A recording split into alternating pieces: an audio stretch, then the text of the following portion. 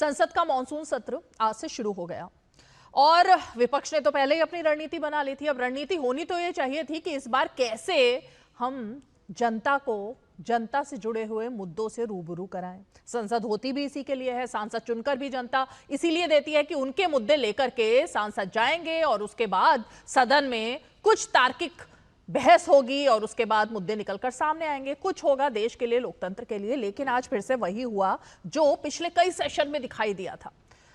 पूरी तरह से कमर कस के विपक्ष के सांसद आए हुए थे, सुबह से हंगामा शुरू कर दिया।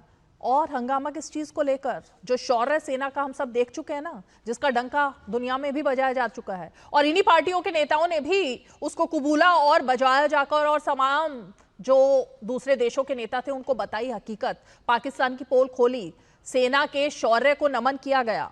लेकिन आज राजनीति खेली गई फिर से उसी मुद्दे पर, और चर्चा चर्चा चर्चा ये कहा गया। सरकार ने सीधा जवाब दिया, चर्चा के लिए हम तैयार हैं।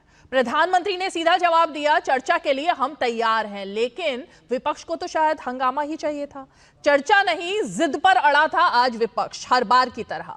नियमों पर बात नहीं की गई, लेकिन सिर्फ ये बात कही गई कि हमें बोलने दिया जाए। अब भाई संसद नियमों से चलती है, नियम के मुताबिक बहस होगी, सरकार कह रही है बहस होगी। और अब तो तय भी कर दिया गया है कि किस तरीके से 16 घंटे और 14 घंटे ये समय निर्धारित किया गया राज्यसभा लोकसभा को लेकर। तो नियमों को तो ताक पर रखा ही जाता है और अपना वही एक, अब उसको घिसा पिठा राग कह सकते हैं कि हमें बोलने नहीं दिया जा रहा। जबकि आज भी लगातार हमने देखा किस तरीके से, चाहे वो राज्यसभा हो या लोकसभा हो, विपक्ष के सांसद लगातार बोल रहे थे। लेकिन फिर भी बाहर निकलकर यही बताया गया कि हमें बोलने नहीं दिया जाता।